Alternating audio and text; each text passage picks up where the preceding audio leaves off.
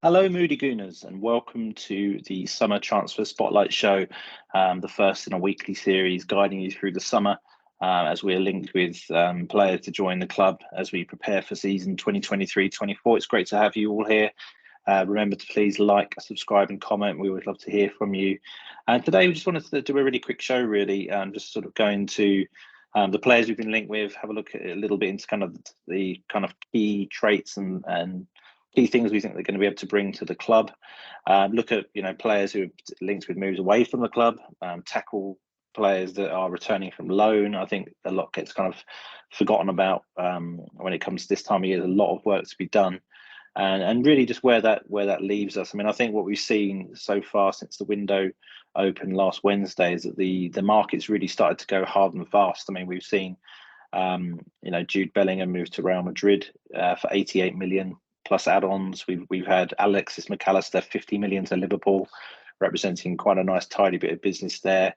And the Saudis, they're just going out and buying really trying to sort of ramp up their league. And I think what's kind of interesting there is that really going for players who are still kind of in their prime. I mean, to sign Ruben Neves yesterday from Wolves is just absolutely taking me a bit aback, to be honest. I mean, I know in the Chinese league that there was a few years ago, you had players like Oscar from Chelsea that moved there at the time before the league was disbanded. But really sort of interesting stuff that be interesting to see in 5 or 10 years whether or not that league can get somewhere close to the kind of strength that European leagues have. I mean, just interesting stuff, really. I mean, I think when you start to see players in their 20s move to these these kinds of clubs, then you sort of have to pick up take a bit more notice, really, and just sort of see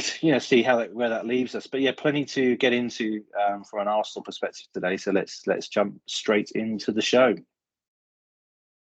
First of all, the main man who's been linked so far this off season, Declan Rice. Been a lot of conversations going back to, I think it was first reported at the end of January, early February, that the groundwork was being laid to bring him into the club. To age 24, currently at West Ham. I did hear rumours on Sky actually the other day saying that West Ham were looking for 120 million. I'm not sure whether that includes add-ons or not, but certainly a big chess piece, to potentially bring into the club this year.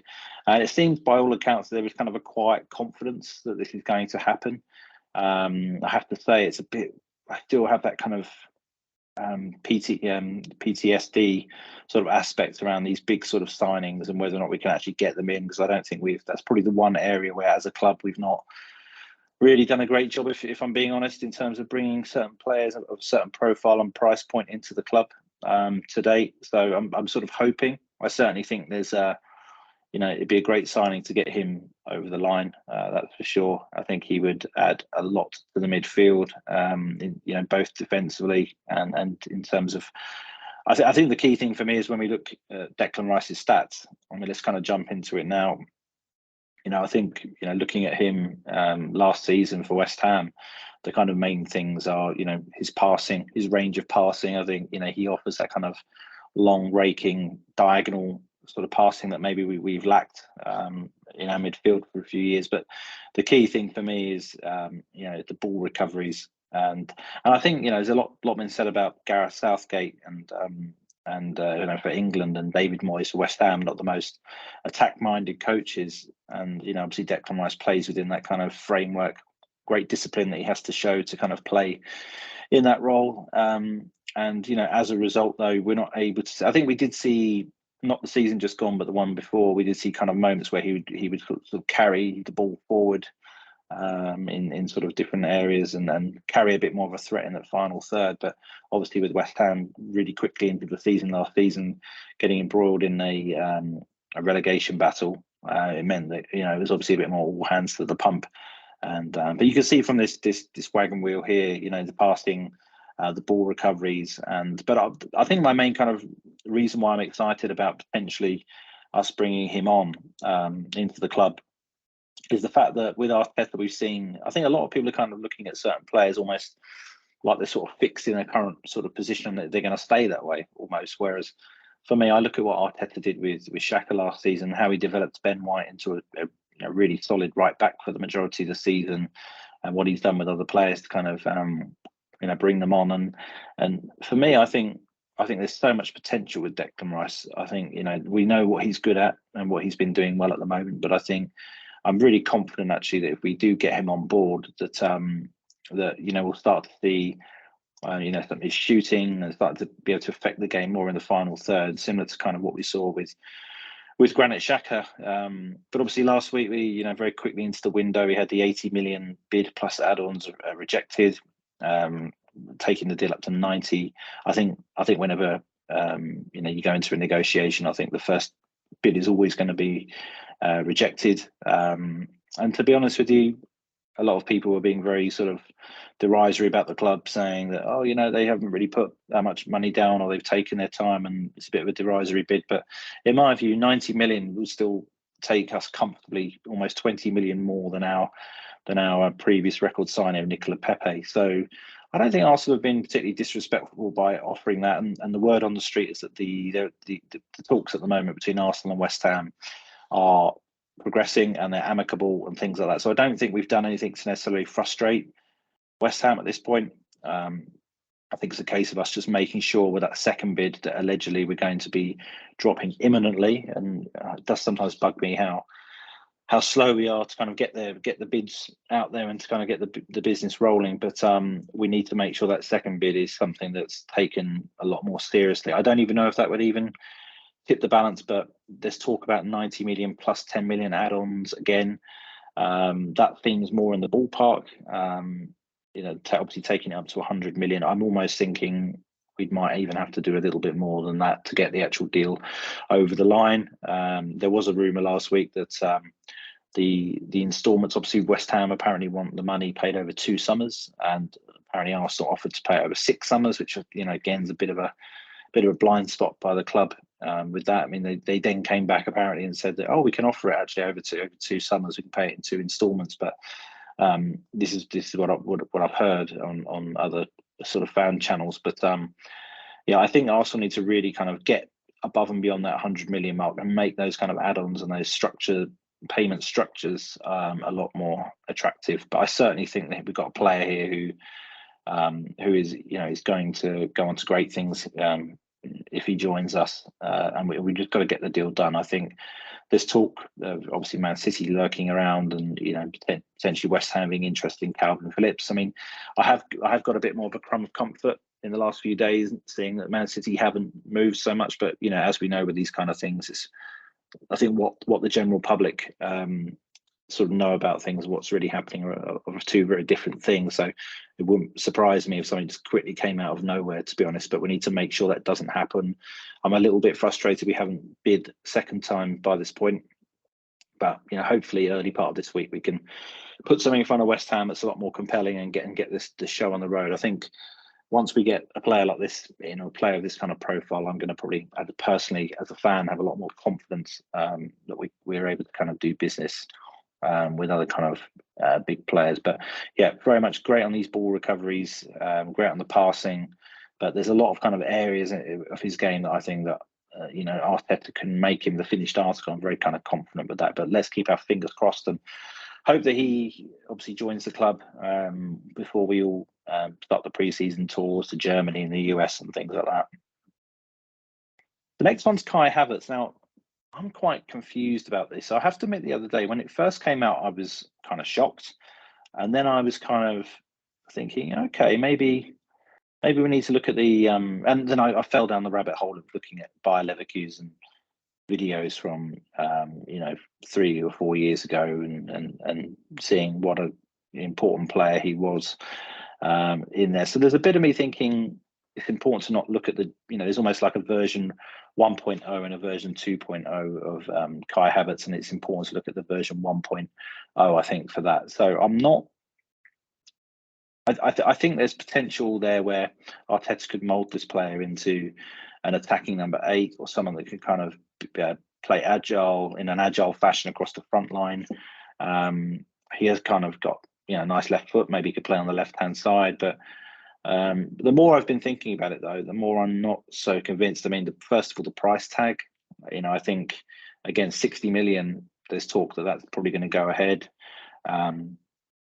Maybe I just need to have faith that Arteta's going to be able to change this player around to more the Bayer Leverkusen player. But 60 million for me seems still quite steep, given what we've paid before for players. And for Chelsea, the main thing for me is I just doubt the kind of work rate levels. To be honest, I can't see, when I think about the players that we've got across our front line, and I see how tigerish and high energy, high pressing people like Martinelli just does not stop. Martin Odegaard does not stop. Gabriel Jesus does not stop. And I do kind of worry that does Kai Havertz have that kind of in him to be that tenacious 100 miles an hour for the full 90 minutes kind of player, closing down, winning the ball high up the pitch like we want to, but or how we like to play. I mean, I do think that the player at Bayer Leverkusen showed that he was a really good finisher, a really silky, great technician, and a really impressive player. And again, he looked like more of a decent kind of left-footed front man almost. But I'm still a little bit on the fence. If we got him for 50 million potentially, then I'd probably be a bit more comfortable. But I wouldn't rule it out. I mean, I think Arteta again has shown the ability to get the most out of players, and hopefully he can do so again with this. I'm still kind of a bit on the fence with it. I think if I'd seen him as a player with high work rate, high energy in that final third, I think I'd be a lot more comfortable, even at the 60 million, to be honest. But that's probably my sort of reservation on this. But obviously, very young, a lot of potential to play his prime years out at the club.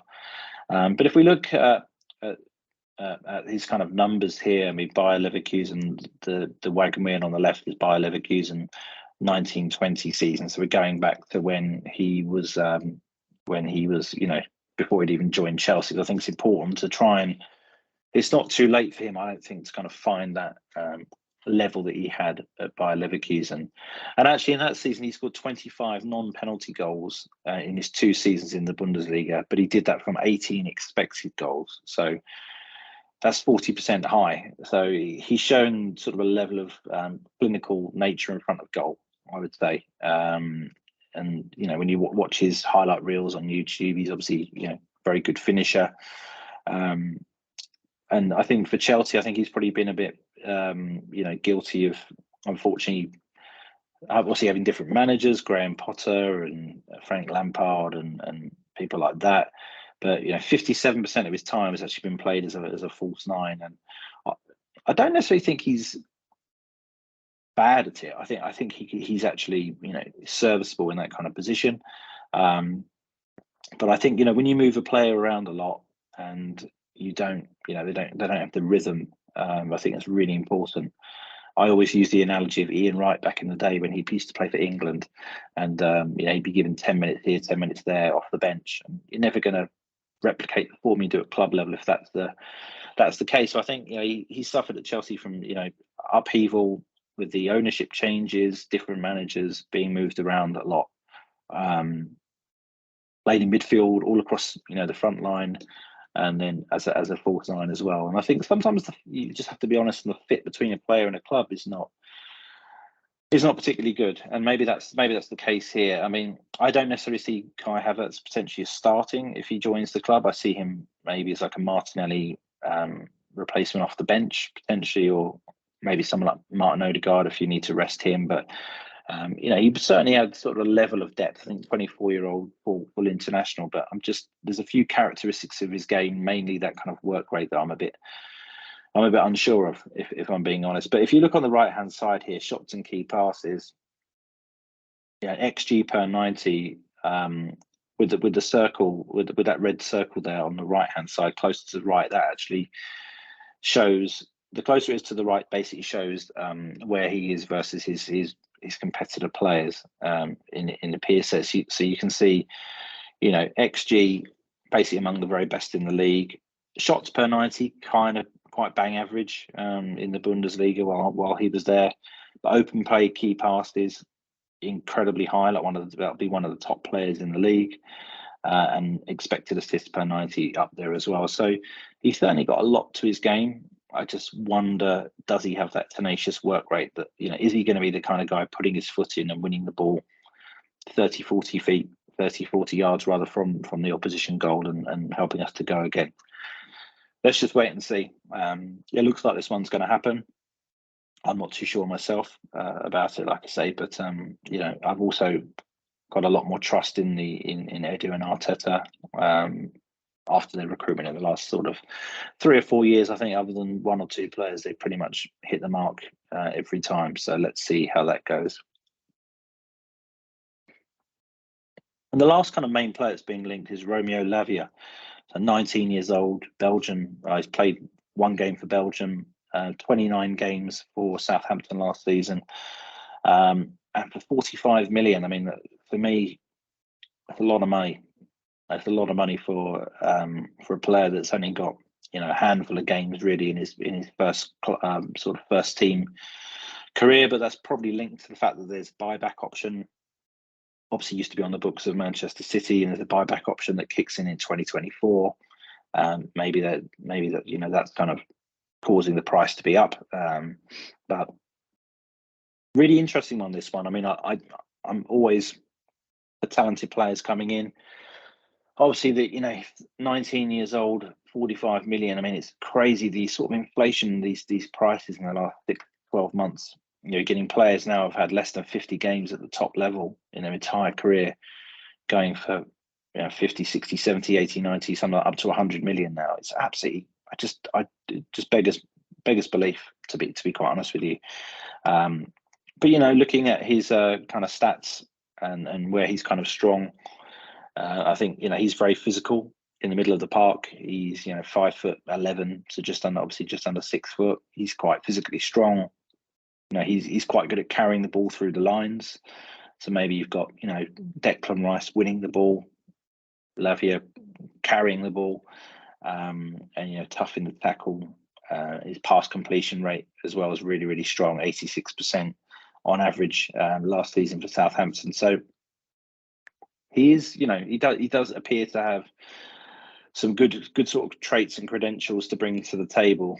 I just think with it, I mean, the question for you guys, I mean, to have a midfield of Odegaard, Xhaka and Partey, to then potentially have a midfield of Odegaard, Rice and Lavia, that to me, would you say that was a step up or a step down? Or let me know in the comments below. But I would say on average, when you average it all out, I'd probably say it's a slight drop, because Lavia, we just don't, A, we don't really have the sample size, and B, he's obviously quite raw. So, and I think one of the big sort of criticisms last season was about having depth in the squad. And I think obviously bringing in 2 people, but potentially if you're getting rid of 2 quality midfielders as well, you're not really adding any depth at that point, even if the players you're bringing in are talented. And I have to say that's a concern for me as well. But yeah, certainly a really interesting one to come through.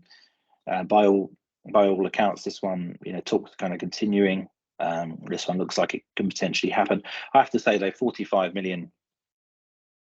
Personally, I'm not that wild about this transfer at 45 million. I think if you can get a player like that for 30, 35, maybe do it. But I'd much rather be Arsenal focusing on spending money on bringing players in who are going to basically starters every week, particularly if Xhaka's going to go. And there's been talk of Thomas Partey leaving as well. I think I don't really believe in buying depth players. I think you should always be buying players for to potentially start, and then obviously they can then push those current starters onto the bench rather than buy players for the bench. I think there's like a very subtle difference there. I think if you're buying starter quality players, you're always getting stronger. So this, I'm not sure if that does it for us at 45 billion, although a player for the future, shall we say. So those kind of the main ones. I mean, who else are we being linked with? I mean, there's been a few names banded around. I mean, Moussa Diaby from Bayer Leverkusen.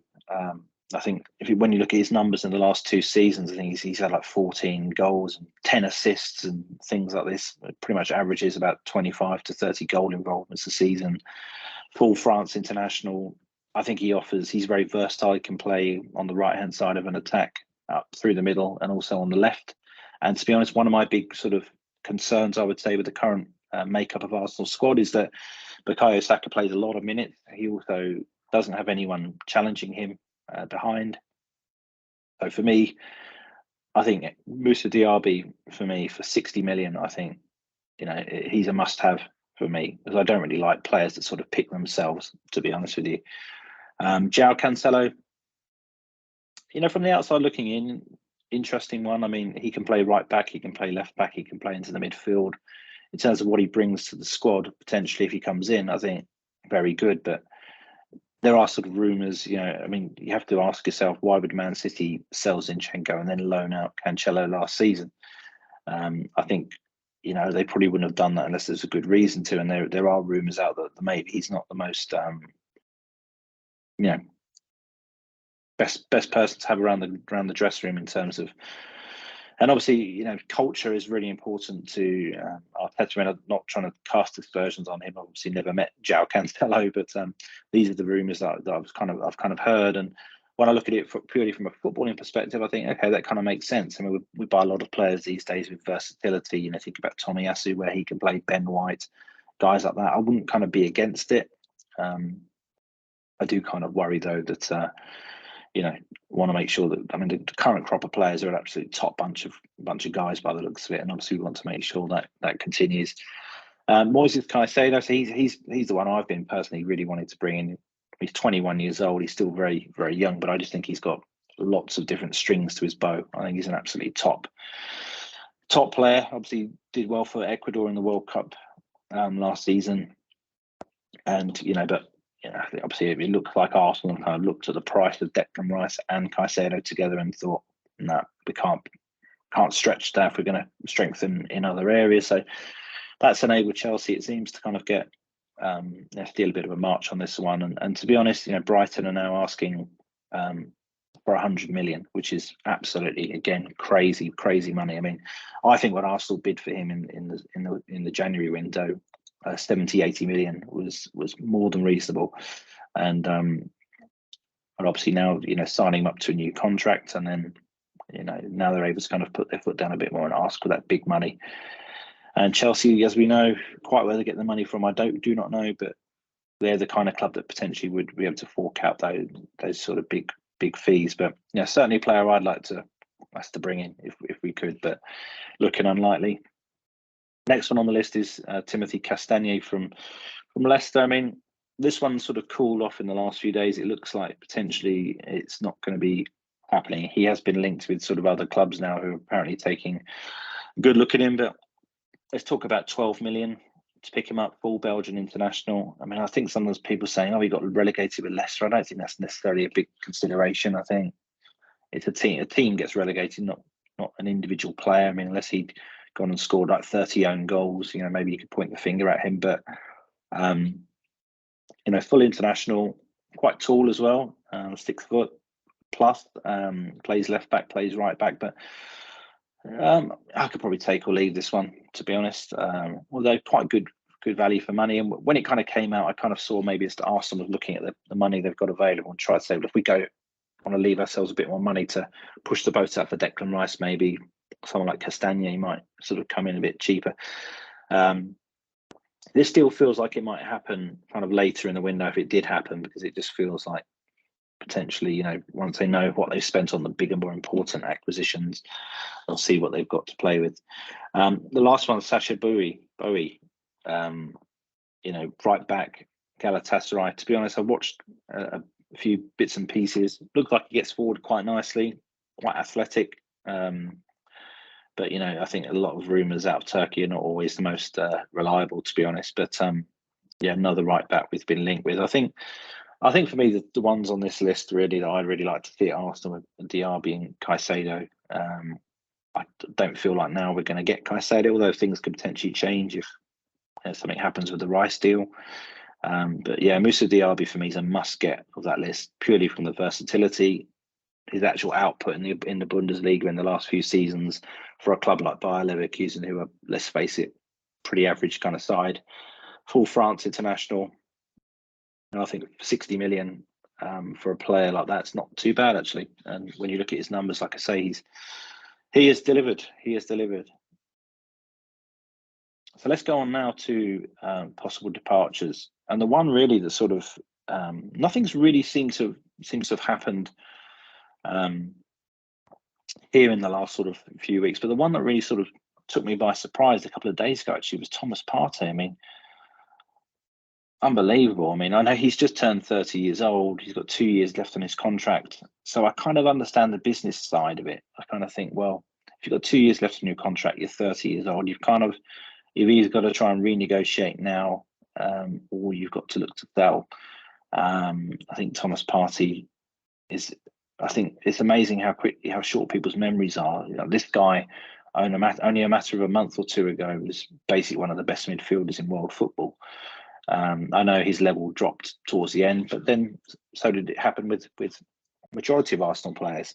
The only thing I'm thinking is maybe from a business reason, maybe Arsenal are thinking, well, if a club in Saudi Arabia come along and drop 30, 40, 50 million, into the bank account for him, then maybe we can do something there, because, at the end of the day, his resale value is going to be a lot less if we sell him to a European side, and, I would assume he wouldn't probably go to another Premier League club. So maybe there's maybe he's the kind of player that behind the scenes Arsenal don't want to sell, but maybe they see themselves as having to potentially entertain it, something like that. So yeah, certainly very surprising.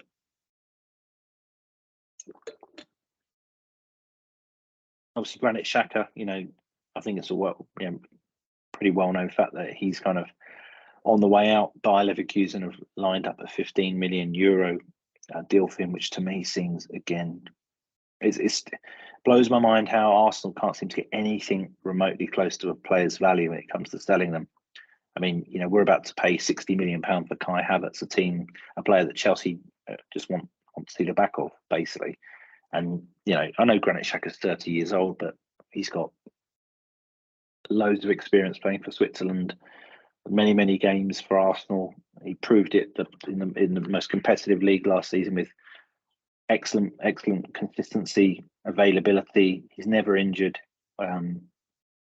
Blows my mind. I mean, Rob Holding, there's a lot of talk about Rob Holding potentially leaving.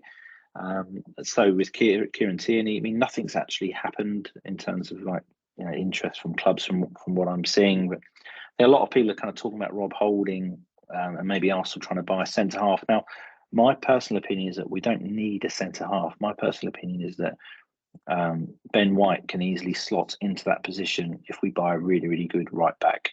So I'm looking more at a right back role with Ben White moving into the middle to take up that position. And I would say that when you've got people like Tomiyasu, when you've got people like Gabriel, Saliba, Ben White, you've got a really good sort of, and also Kivior scored his first goal for Poland the other day. There's enough cover and quality of that centre half position. I don't know why there's talk about, do we need another centre half? But for me, if we buy a quality right back and maybe Rob Holding departs, then I think that's probably the most realistic. I mean, what do you all think about Kieran Tierney? I mean, obviously there's been kind of loose talk about Newcastle maybe coming in. Maybe looking around that 30-35 million mark. I mean, kind of seems reasonable. I think when you look at his injury history and the fact that he's probably not, the most innovative, contemporary, modern style of fullback in terms of being inverted and being able to kind of play, be part of the build up in the midfield. Maybe you kind of look at a player like that, 30-35 million for me. He's still got a couple of years on his contract. Probably seems quite fair. I do kind of think that if we do sell him, I wouldn't mind us having like a cheaper player to come in at a left back position, maybe a player that doesn't, a little bit raw in experience. His talk, I know we saw Kivior play in that role towards the end of the season, but last year, but who knows really. But yeah, I'm not against Tierney leaving. I think an upgrade there would be great. But I think if he does go, I think we'd probably have to have someone as an understudy to Zinchenko, which would mean obviously two fullbacks coming into the club. In my view, I mean, really, I'm looking at kind of a right-sided attacker, a right back, and two midfielders. My main worry though is if the two guys at the top of this slide, Xhaka and Partey, if they leave the club and we sign Lavia and Rice, I mean, does it really make us stronger? Obviously, Rice is a top quality player. It's a bit concerning, actually. It still feels like we'd be, unless we got a big offer from Saudi Arabia for Thomas Partey and reinvest that money straight onto another midfielder. I don't really see how we'd go into next season looking stronger in that. That's kind of, for me, that's the real problem area of the squad and of the team. But anyway, let's see what the club do. I mean, certainly took me by surprise the potential departure of Thomas Partey, sort of coming out from Fabrizio Romano, basically saying that it was a concrete chance of it actually coming to pass, which kind of blows my mind, really. But let's see what happens. And obviously, the last thing is players returning from loan. I mean, what's going to happen here? I mean, I think most Arsenal fans would look at a lot of these players and say, and maybe Marquinhos, he could potentially go out on another loan again.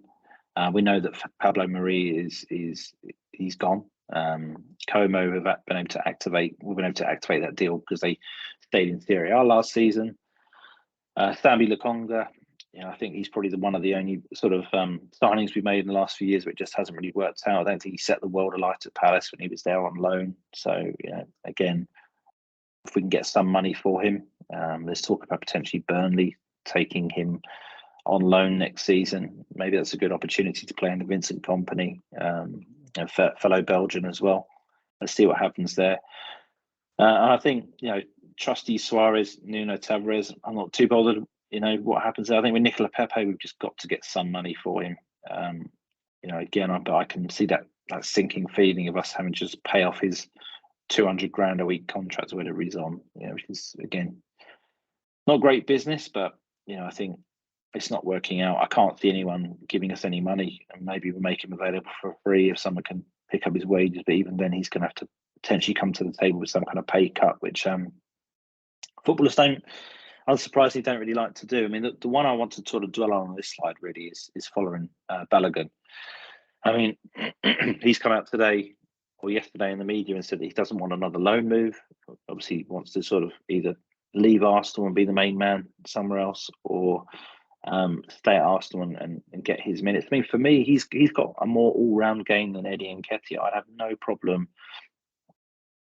us potentially selling Eddie Nketiah to Palace or a West Ham or someone like that, and making Balogun sort of part of our squad for next season. I mean, he's got a lot more rounded game. I think, okay, people are quite disparaging about the French league, but he went there playing for a really middling side and did really, really well.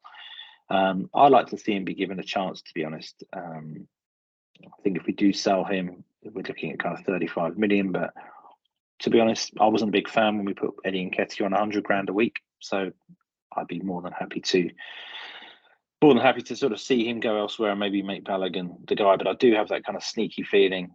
Obviously we've heard Arteta say before how much he's a fan of Eddie Nketiah. So I've got the feeling that we'll end up keeping Nketiah, and maybe Flo Balogun leaves the club. But there's a lot of work to do, and obviously Maitland-Niles, his contract's done, so he's now gone. But yeah, a lot to chew over really this season for Arsenal, this summer window. I think the market has got really got off to quite an intense start. I think we seem to have had a bit of advantage over teams like Man United, who have been going through a takeover at the moment. Newcastle haven't really flexed their muscles yet. Spurs are just Spurs, as we know.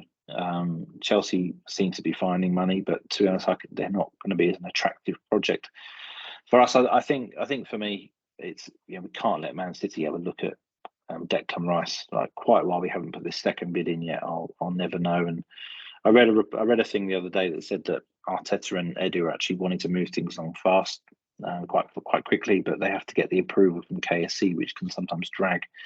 And that to me is just a bit concerning. I want Arsenal to be decisive. I mean, I certainly don't want the club to go out there and just throw money around left, right, and centre. But on the other hand, when we do really want to play, I want us to be decisive and act quickly. And I feel like we've left that window a little bit ajar now for someone to kind of come in and potentially hijack the deal. I mean, the word on the street is that he really wants to come to Arsenal, really wants to play for Arteta. Let's make it happen. But until we get these big sort of chess pieces in, I'm those kind of the areas where I do have some reservations about what the club can do. But anyway, keep tuned to the Moody Gooners.